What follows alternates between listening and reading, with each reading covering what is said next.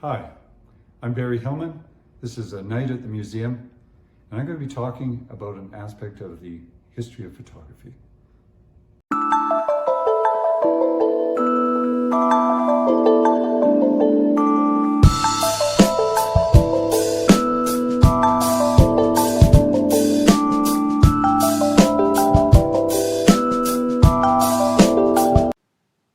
Hi, I'm Barry Hillman.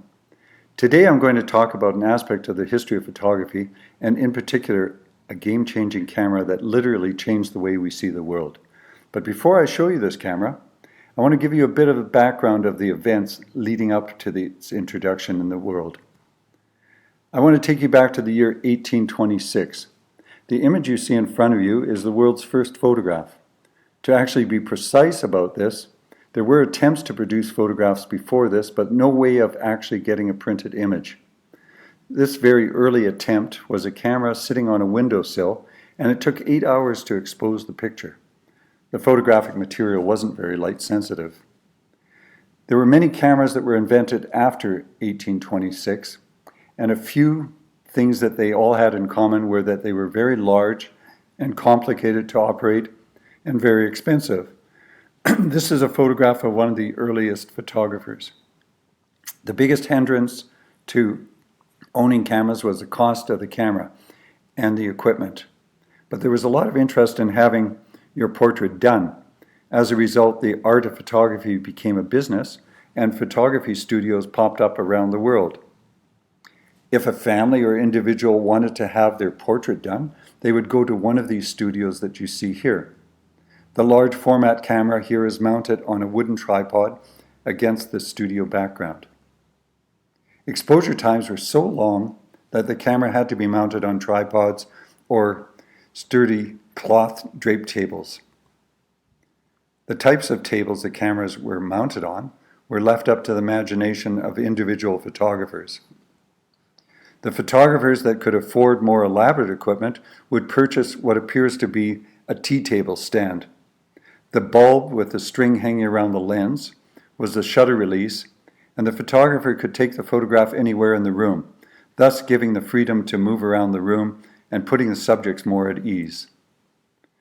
The lighting source in the early photography studios was natural light through the windows, or in more elaborate studios, skylights on the roof. In this photograph, you can see a family waiting to have their photograph taken. The photographer is preparing the film for loading the camera. It was an exciting event to have your portrait taken during this time because the camera was referred to as a magic box. It could produce a likeness without having to be painted. Before the invention of photography, it was only the well-to-do that could hire a painter to paint the family portrait or likeness of themselves. After the invention of photography, studios made it possible to make multiple copies of their photographs, and they could be sent to family and friends. Some referred to photography as the great equalizer. But it was in 1888 when Kodak invented a camera that was very much more portable, as you can see in this illustration, and it came out with the advertising slogan, "You press the button, we do the rest." This camera was a marked difference from the large studio cameras. The camera, although it was compact and portable, it was still expensive. You were not restricted to the photography studio, but the cost of the camera itself made it unattainable by the general public. The camera cost $25, and it was preloaded with a roll of film that would take 100 prints at a cost of $10 to develop it. When you finished taking the photographs, you'd send the camera away for developing, and the camera would come back to you reloaded with new film together with your developed prints. Now, to put this into some sort of perspective, a $25 camera was a huge expense because the average wage in the late 1800s was $16 a week for a well-paid trade worker, but most trade workers made as little as $3 a week. So this camera, in today's dollars, would be worth over $700. So we come to the camera that is the game-changing camera. the Eastman Kodak Brownie. This camera was introduced in the year 1900 and was packaged in this colorful cardboard box that was made from flimsy cardboard. The camera itself was also made out of flimsy cardboard. The cost of the camera was the big game changer. It was the turning point in mass production for the masses. The camera cost $1, the film 15 cents for a 6-exposure roll, developing of the film 10 cents a photo, and an extra 40 cents for shipping and handling. Not only was the camera inexpensive, but Kodak had a very clever marketing campaign. It was marketed to young boys and girls. A camera so simple that any child could operate it, as you can see by this ad. The Brownie was the world's first point-and-shoot camera. There were 150,000 cameras sold worldwide in the year 1900. Over the next 5 years, there were 10 million Brownie cameras sold from the period of time from 1900 to 1905.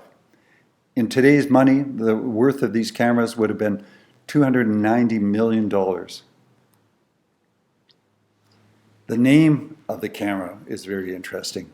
The name of the camera was named after a Canadian author. His name was Palmer Cox, an author in Quebec who wrote children's books with characters called brownies.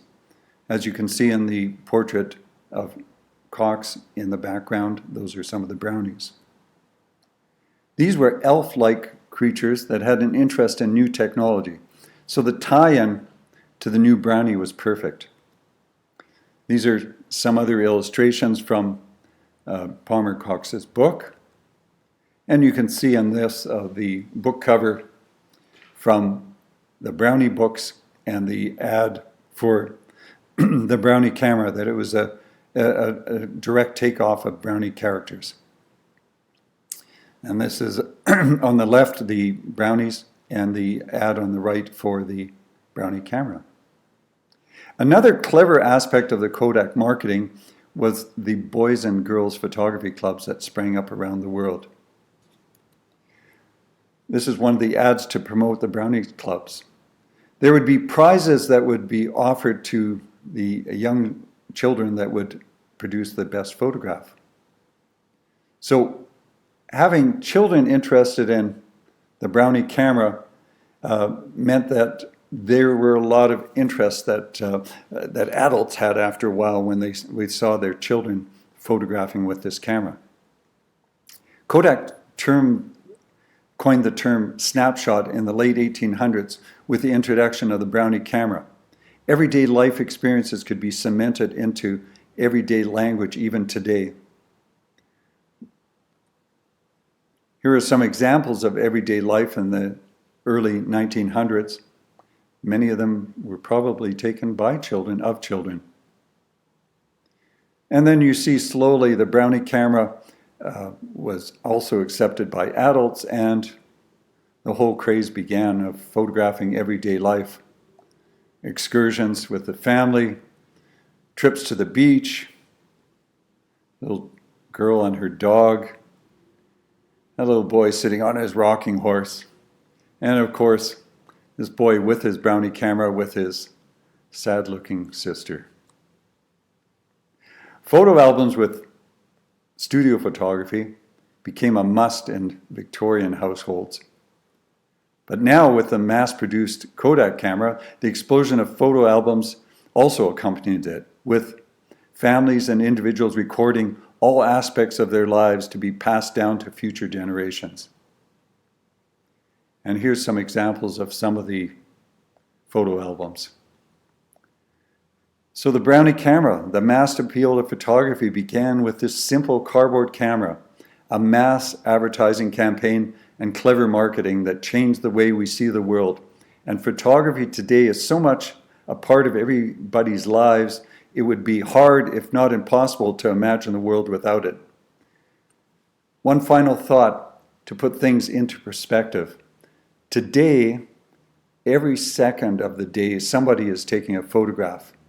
And every 2 minutes, Humans around the world take more photographs than ever existed in the year 1900. Thank you.